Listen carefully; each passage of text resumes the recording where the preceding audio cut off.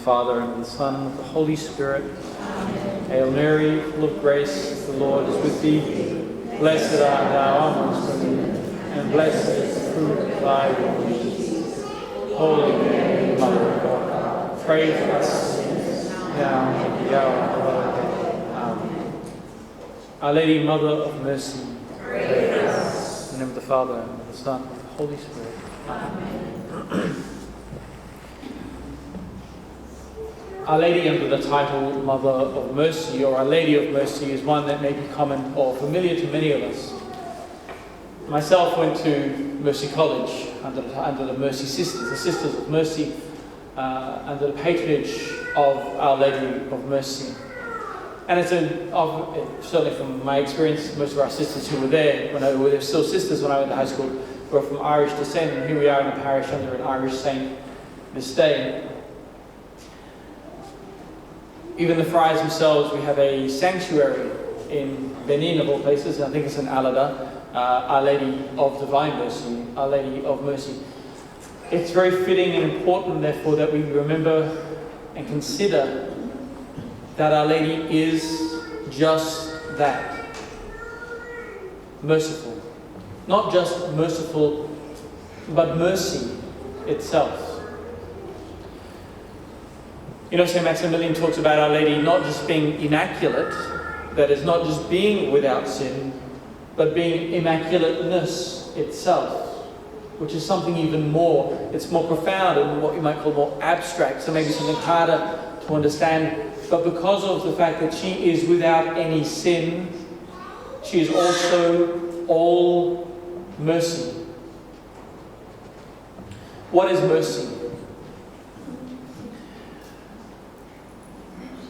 You're all aware that we're in a year of mercy right now. Our Holy Father, Pope Francis, has wanted to bring to the mind of the Church and to each of her members of the importance of mercy and the reality that the mission of Christ in this world to save souls is in fact a mission of mercy. Mercy, therefore, is one of those things which isn't necessary per se. It's certainly not necessary for God.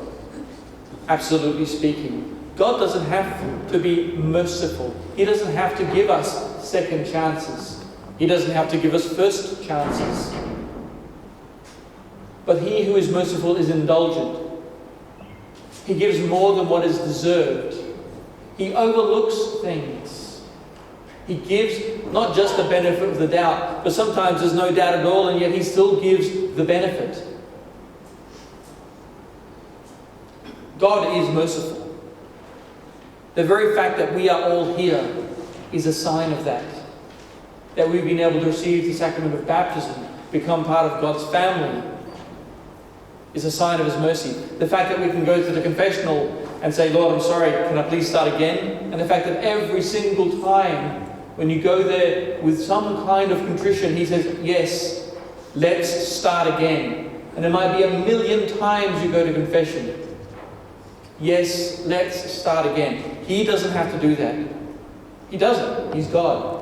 He doesn't need us. He is perfectly happy and perfectly loved within Himself in the Trinity. But because of that perfection, He wants to share life with us. And for Him, in a way which is almost impossible for us to fathom, or maybe actually impossible for us to fathom, as if His infinite mercy wasn't enough, He gave us another source of mercy, the Blessed Virgin Mary. St. Maximilian makes an interesting observation, and you would have, if you come to the days with Mary, you would have heard this, I'm sure, several times before, is that God is indeed all merciful, perfectly merciful, but it is also very, very true that when we die, He will judge us. He must judge us. He has to. He has to judge whether we have done something fruitful with our lives, with a gift of life, whether we have been faithful to what we've promised in our baptismal vows, in our marriage vows, in our religious vows, in our priestly consecration, whatever it may be. He will judge us mercifully. He will not be as harsh as maybe we deserve. He'll be more generous than we deserve. But he will have to judge us. St. Maximilian points out that Our Lady will not. It's not her role. She doesn't have to. When we appear before her, she doesn't have to judge us. She doesn't have to decide whether we need to go to heaven or hell. She is just mercy. She is like the manifestation of God's mercy, the personification in a person. Here is God's mercy, just His mercy. All she wants to do is to bring each one of you and me to Christ, so that He can heal us, so that He can turn us into another Christ. He can make us saints. And she will do that whether we like it or not. It's like any mother. If your child doesn't want to take a bath, it's much happier to be covered in mud. Mud's fun, apparently, when you're a kid. But your kid needs to be clean. So you'll drag him to the bath, and you'll scrub him clean, and he might be crying at the time, and it'll hurt the mother's heart to hear the child cry, certainly. But she knows it's better for him. And so it is with Our Lady. We ignore her, she takes us anyway. Because she loves us more than that. She won't let us she doesn't want us to destroy ourselves. In the end, it will be our choice, of course. And so that's why that prayer of St. Maximilian, he says to Our Lady, I give you everything. All that I am, all that I have, all that I will be, or even all that I could be, I give to you. And if I ever take it back, if I ever say no, you drag me, kicking and screaming, because you're my mum.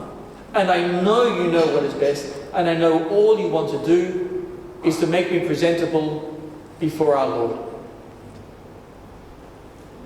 It is Our Lady being the mediatrix of all graces, this doctrine that God has decided that every single help, every single grace we receive from God comes through her. So if we need the grace to be prepared to meet Jesus Christ, that grace will come through her. And hence, she becomes necessary. And hence, she becomes and is the Mother of Mercy. During this Lent, therefore, there is no way that we can convert, change, become good Christians, or ever be ready to come before Christ at our final judgment without her merciful help.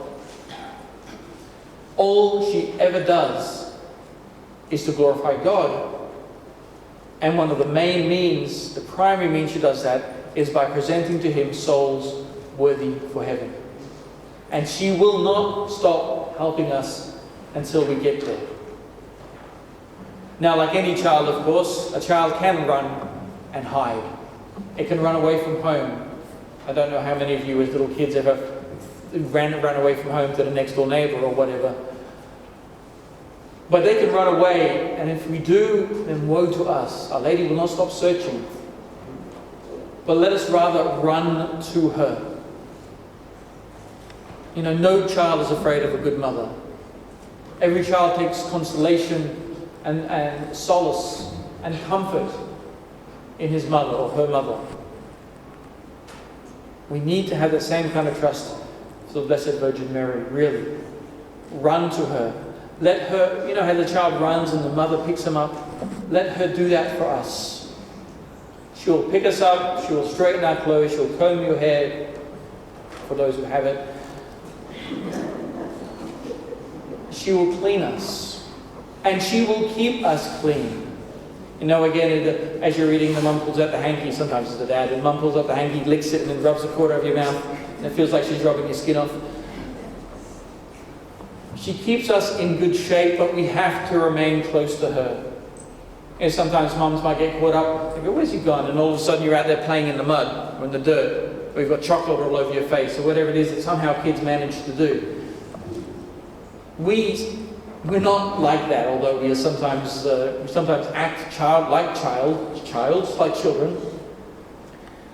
We have free will. We know what is best, and we know that she is all good. God is all good. Of course, God is all good. Our Lady is not better than God. No, but Our Lady is this maternal aspect, if you will, this full mercy. We go to her, and she will not do anything but good for us.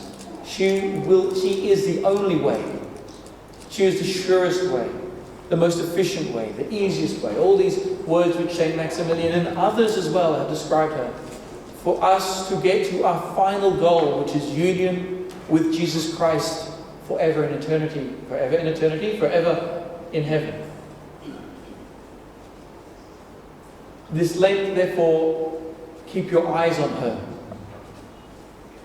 If you feel too weak to do anything, if you feel you're not doing enough, go to her. Let her console you. Let her strengthen you. That's what mothers do. They strengthen us. They give us enough to eat. They keep us in good shape. They encourage us. They comfort us all the time. Any son knows that, especially as he gets older, he can tell his mum anything. Maybe not when he's younger, but certainly when he gets older. And she won't judge him. She'll love him no matter what. She'll love him whether he's a saint, or sometimes even if he's been put in jail for 25 years for life or whatever. Still his son, she'll still love him. So it is with Our Lady. We are never beyond redemption as long as we are breathing. And Our Lady is the sure path to Christ so that we may obtain full redemption in salvation. We put all our souls, our hearts, our bodies, we consecrate them to her, just as Christ himself did when he became her son. When he took Mary as his mother, he consecrated, set himself aside for her.